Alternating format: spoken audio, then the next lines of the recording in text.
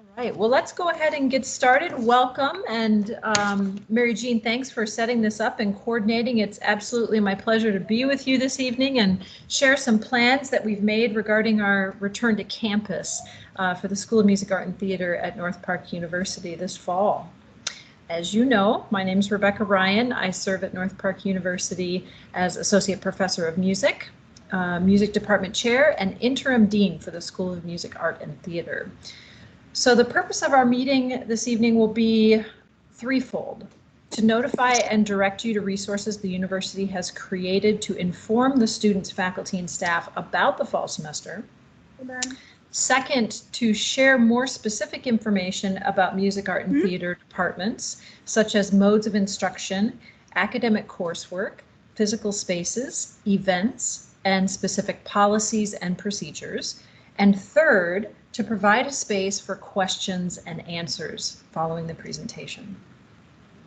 So for context, before we get too deep into the presentation, you should be aware that following the outbreak of COVID-19, the emergency management team, of which I was a member, quickly pivoted and renamed itself as the Campus Reopening Task Force in mid-April. The larger task force was then split into 6 subcommittees to represent various areas across our campus that needed thorough consideration to safely reopen this fall. The subcommittees included members of our administration, faculty, staff, and in some cases students, and focused on the following areas: risk mitigation, academics, employees, residential life, co-curricular activities, and communications.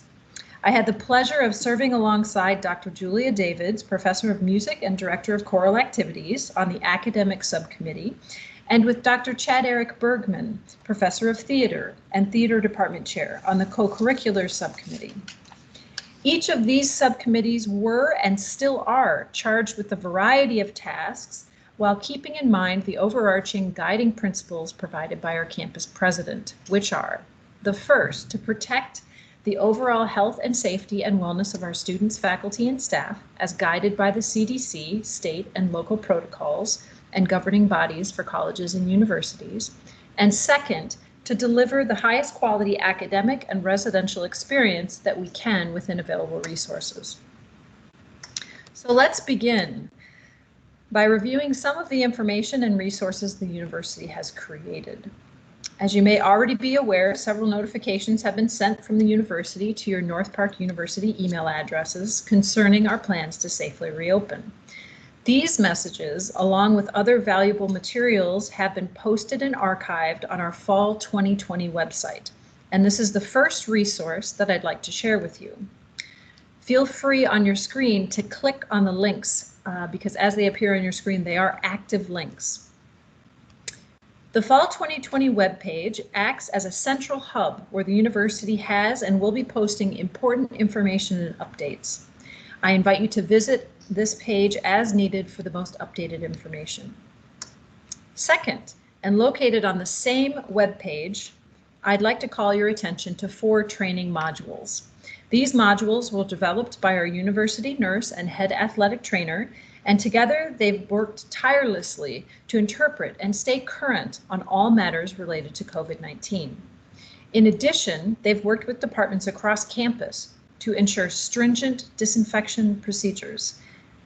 They addressed physical distancing strategies in classrooms, offices, and high traffic areas, and have recommended treatments for safe air ventilation and traffic or airflow in classrooms and offices. And in consultation with department leaders on risk mitigation and planning, they have been especially helpful to SMAT. I can say that I've been very pleased with the attention and care that these individuals have taken to help us come to informed decisions, some of which you'll hear about in our presentation. Covered in Module 1 is an overview of the virus and how it spreads and symptoms. Module 2 focuses on general risk mitigation strategies. And Module 3 deals with the key findings of OSHA, which is the Occupational Safety and Health Administration, as well as important information about PPE, or personal protective equipment. Module 4 addresses screening tools, how to contact health services, information about isolation and quarantine. If you haven't already completed these modules, I encourage you to do so. And also at the end to sign the Viking Shield, which is a promise to abide by these policies set forth by the university as we enter into a time of shared community responsibility in order to keep one another safe. Third, and also posted on the Fall 2020 website, is a link to a very succinct presentation outlining safety, campus healthcare, academics, residential and campus life, and communication given by members of our campus reopening task force on Tuesday evening of this week. It contains very helpful information about our new Campus Clear app, which requires students to screen themselves before coming to campus and report their findings. Finally, please like our SMAT Facebook page if you haven't already, to receive updates that are posted periodically. Now on to our second objective tonight, and that is to talk about academics and what you might expect in your classes this coming fall. But first, some statistics. In SMAT, both undergraduate and graduate will be offering a total of 133 courses this fall term. And of those courses, 31% will be fully online, 25% will be face-to-face, and 44% will be hybrid. At the graduate level, there are 24 courses being offered, 17% are fully online, 25% is face-to-face, and 58% will be in a hybrid format. In music specifically, applied instruction will be hybrid unless accommodations for 100% online instruction have been requested by the instructor or the student. The goal will be to complete 1/3 of the 15 lessons in person, face-to-face on campus, and 2/3 of the lessons using a virtual conferencing platform. Ensembles will be hybrid, and more details will be shared specifically about ensembles later in this presentation. Core musicianship courses may be offered in a variety of modes, ranging from fully online for oral skills to face-to-face for music history and literature 1. In art history, courses will vary, and some will be online and others will be hybrid. For example, Art 2017, Early Modern Art History, has a larger group of students, so they will be split into 2 groups utilizing both days on campus on Tuesdays and Thursdays. And others, while not in class physically, can engage with the material remotely in a synchronous or asynchronous manner. Art studio classes will be de-densified, and instructors will be mindful of length of their class periods. For one instructor in particular, Nana Okwore, who just completed a year-long sabbatical in Australia, will continue to teach in Australia 100% online, while focusing on using materials that can be found in students' homes to create art projects. In theater, the Chicago Theater Experience course is being built online with a required attendance, which will be virtual for shows that are produced in the Chicago area. As well, theater will be engaging in some face-to-face instruction as it relates to their productions this semester, which again we'll hear more about in a moment.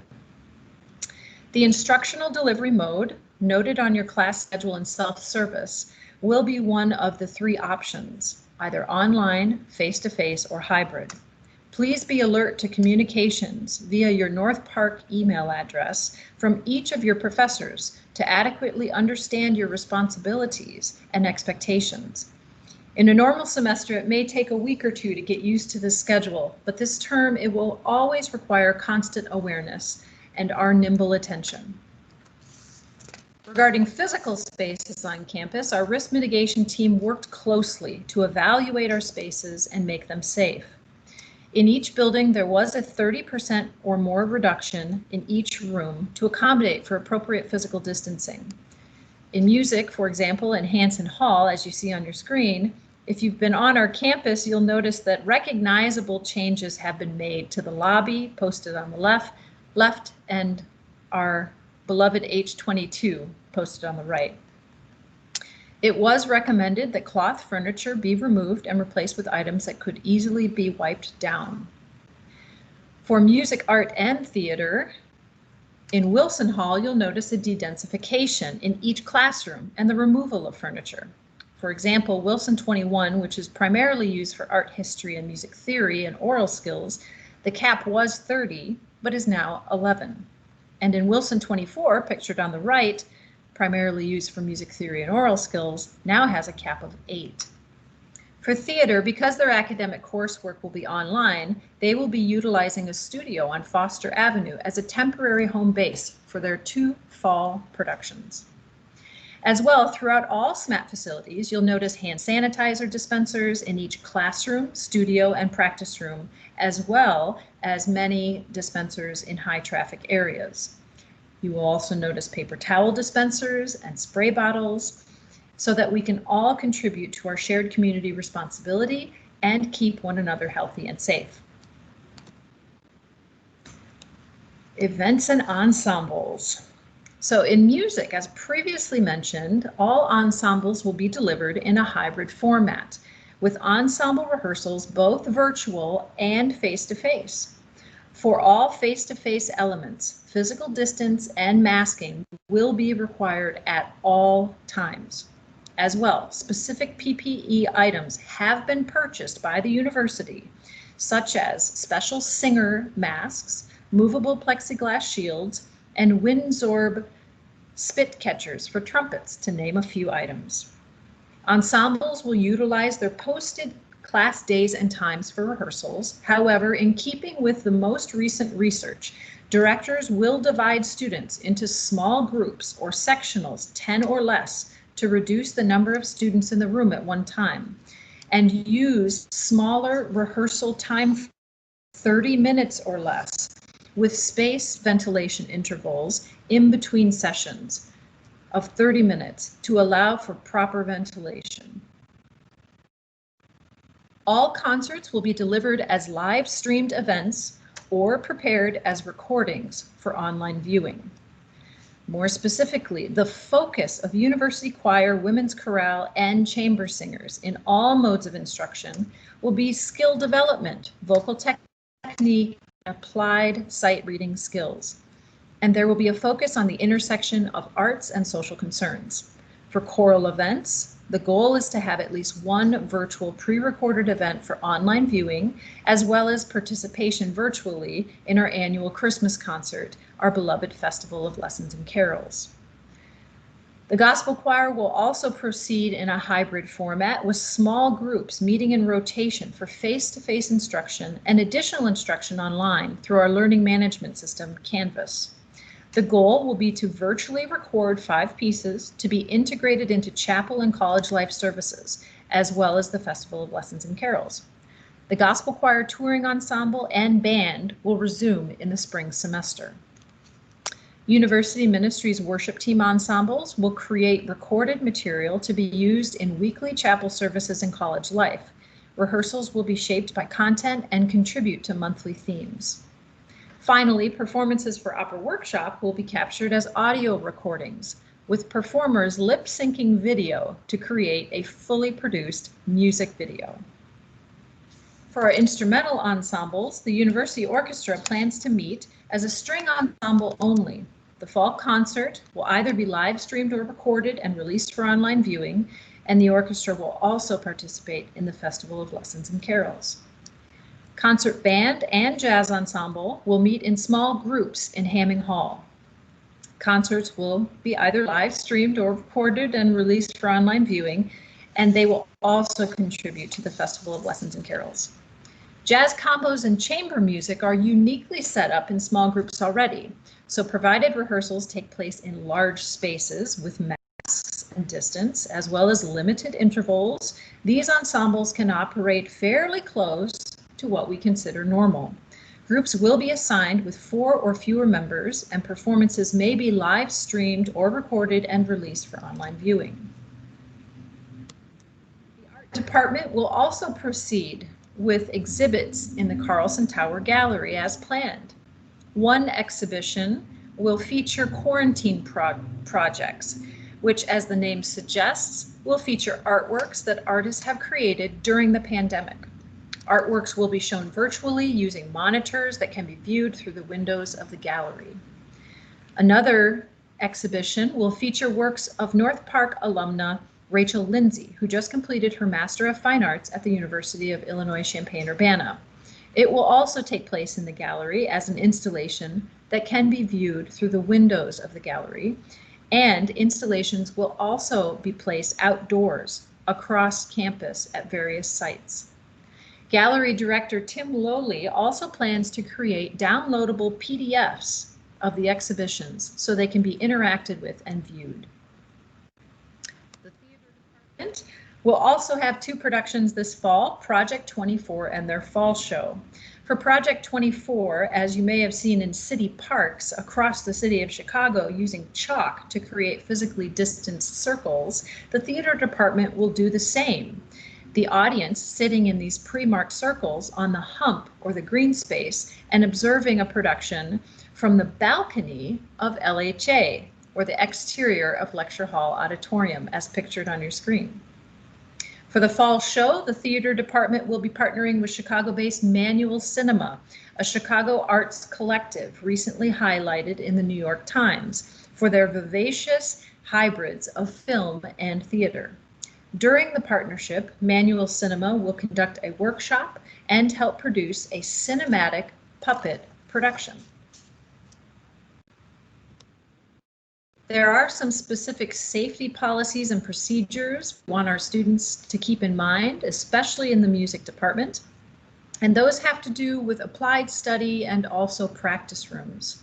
The 2 new policies we have for practice rooms is that students will be required to sign out practice room time, and that practice room time will be limited to 1-hour time frames with a minimum of 30 minutes for proper ventilation in between each practice room use. Second, students will be responsible for cleaning the practice room when entering according to posted guidelines.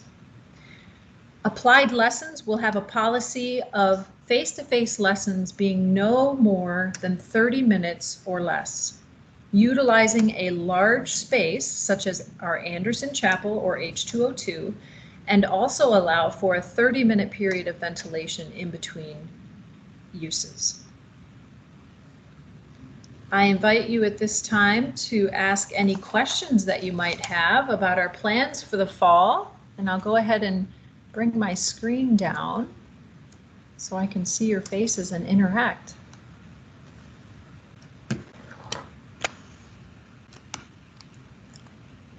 Are there any questions?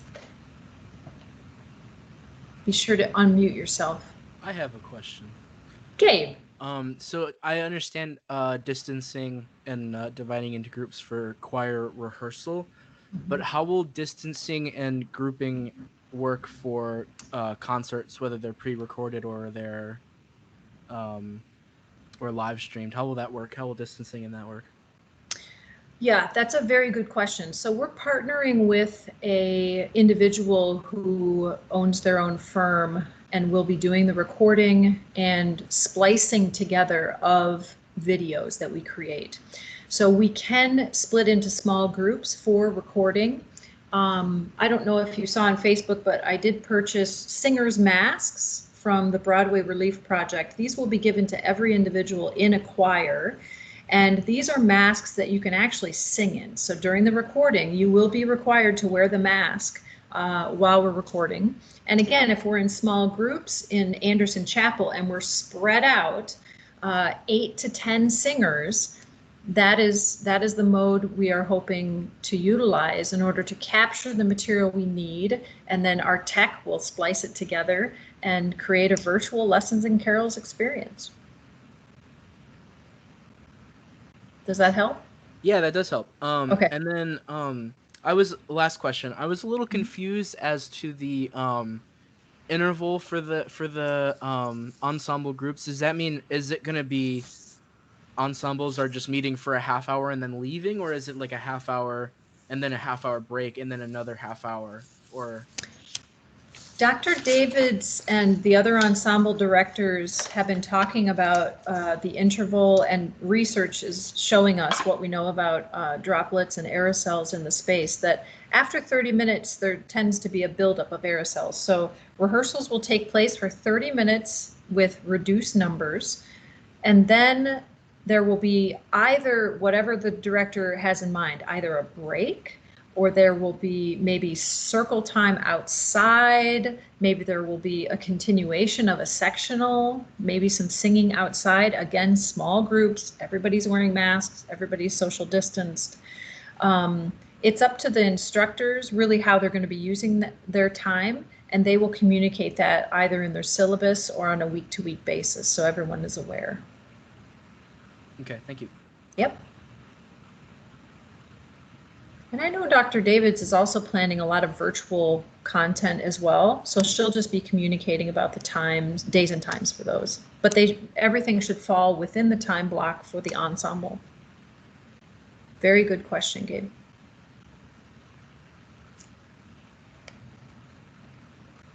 Other questions?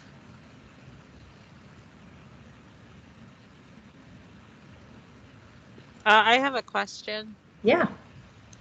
So correct me if I'm wrong, but I think you said that there would, for like the orchestra concert, it would be either live or in person. Sorry, not in person, either live or recorded. Or did you say only recorded?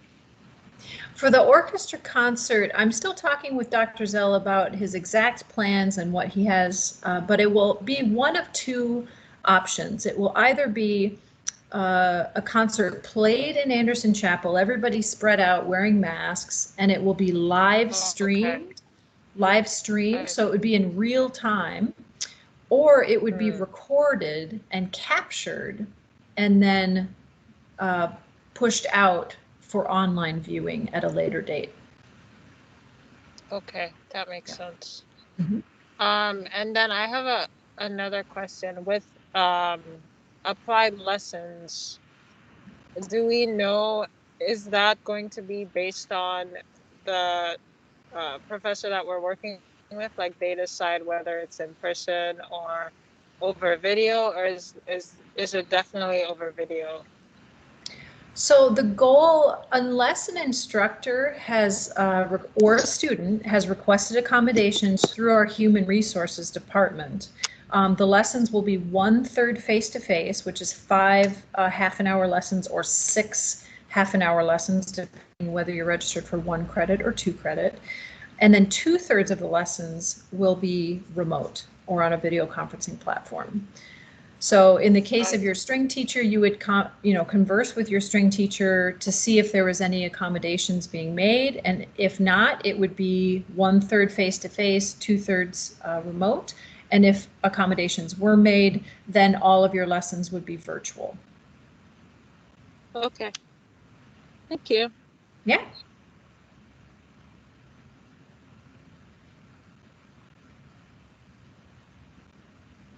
Other questions? Kay, I know at the beginning of the call you had a question. Were your questions answered, or did you have additional follow-up questions? So you did answer my question. I still have small concerns because I do know the singers. I know the singers' masks are great, right? I'm very excited Gabriel's getting one. I think that's very cool. But I still think there's inherently risk with singing. And so I just feel like it's something that we're going to have to be very on top of, I guess. Yep. When I was answering Melody's question, I alluded to accommodations. So per the CDC, there are a list of accommodations that employees can request, students can request. And there's also on each one of those forms an other category. So if there is a level of uncomfortability, there can be a conversation had about making accommodations for whatever reason, so that people feel safe. And we want to honor those requests as much as possible. There are still, and not to scare anyone, but there is still some information that is unknown to us about the virus and how it transforms itself in environments where wind instruments are being played and music is being sung. There are preliminary results. Every week, every day, we are weeding through those results, trying to find the best practices so that we can move forward and continue to make music. At the same time, we hope that we are taking those recommendations and findings and exercising the utmost caution. As I mentioned, Dr. Davids is serving on the academic subcommittee with me, and she has been great. Her and I together have been just combing the internet for resources, both actually in the US, Canada, and in Europe.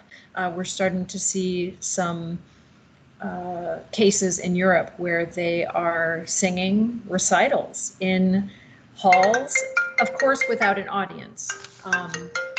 But we are learning from our colleagues across the pond. We're learning from our colleagues to the north who are already doing some of this activity, and we are taking note of that and following their recommendations as they have been doing it successfully.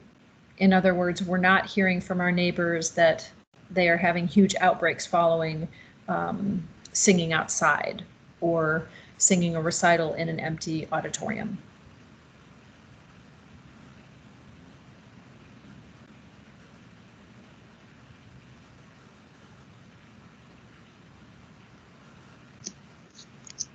I have a quick question. Yeah, Peyton. So how many people are you guys really considering to have a part of like the gospel ensemble? Is there a particular number? Peyton, that's a great question. I don't know off the top of my head how many students are registered for the gospel choir right now. I know typically that can be a large ensemble, but as I have conversed with Dr. Hawkins and Stephen Kelly, we are going to be focusing in on a lot of virtual content. So how songs are being learned. The parts will be recorded and uploaded to Canvas. There will be a very small number, like I said, 10 or fewer in the room who are actually learning live in the classroom. Others will be engaging with the material synchronously or asynchronously. So it'll be a very different environment, and you've probably all seen those virtually created pieces on YouTube of the choirs and all of their faces on the screen. I think we'll expect to see situations like that for gospel choir, especially because it can be quite a large ensemble. Yes.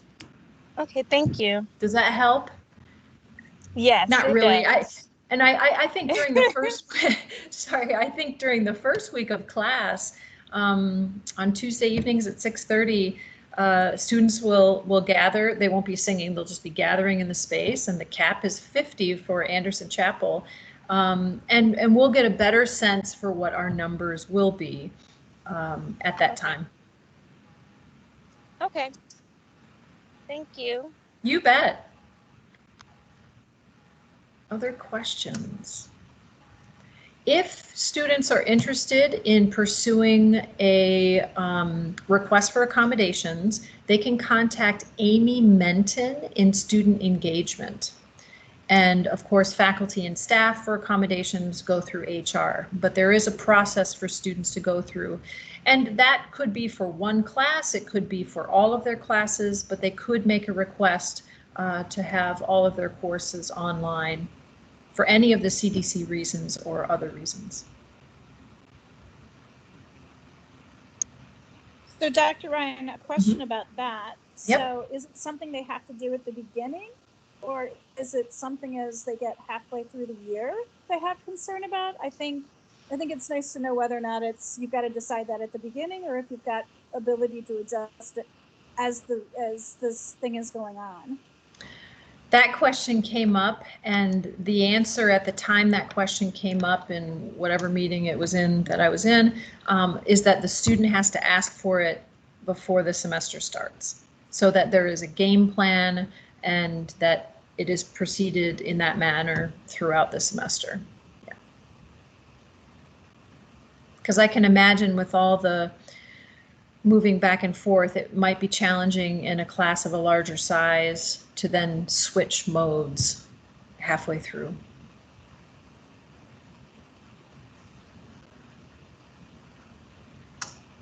That's a good question. Other questions? That said, you might want to converse with the class in particular that, I mean, if it's all the classes, I think definitely there needs to be a hardline decision. But if it's maybe just one class, or, you know, you can always pursue conversations with your instructors. I know that everyone is being very, very accommodating and understanding. Other questions? Peyton, I'm so glad to see you on the call. Peyton is starting her music major. Yeah. Yes, I'm very excited. Welcome, Peyton. It's spring. Thank you. Thank you, Mary Jean. And you too, Melody. Where's your brother?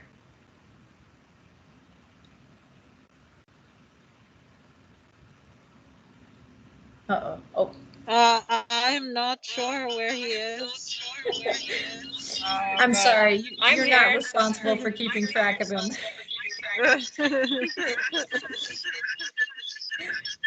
Well, tell him we say hello. Great, I will do that. If you think of questions that you'd like to ask beyond our meeting today, by all means, feel free to contact myself, Mary Jean, professors, via email, via the good old-fashioned telephone, set up a video conference appointment, whatever mode suits you best. We do want to make sure that the lines of communication continue to be open now and throughout the course of the semester, because this is of course, a situation we've not come up against before, and we're doing everything we can to make the environment safe. Kay, did you come off mute again? I did. I just wanted to make a comment, Dr. Ryan. I do feel like everything that you have set up has been very thoughtful and very accommodative. It is a really hard time for musicians right now. So on one hand, I think it's very exciting that musicians can be musicians. But on the other hand, it is also still very challenging. So thank you for, you know, thinking of a lot of those things and trying to put this into place where the students are safe. Thank you, Kay. That's a generous comment. I have to admit, I could not do it without the colleagues that are surrounding me, and those are the full-time and part-time faculty, as well as the staff. Everyone's been working very tirelessly to read the research, stay as up to date as possible. Our university nurse and head athletic trainer have been completely invaluable to myself and to the faculty. Dr. David's, you know, sending me studies at whatever time on Friday, Saturday evenings, but we are trying as much as possible to stay on top of all the information. And as president of the Association of Illinois Music Schools right now, we've also had 2 webinars. And the impetus behind those webinars is to share resources as well. So if there has been a study or information that has come out, if we hadn't heard about it, it usually surfaces in those webinars, because the webinars are of all chairs, directors, deans across the state of Illinois. And it's very interesting to see the wide range of activities that are going to be taking place at universities this fall, and also exciting solutions and creative thinking that has gone into the planning. Other questions?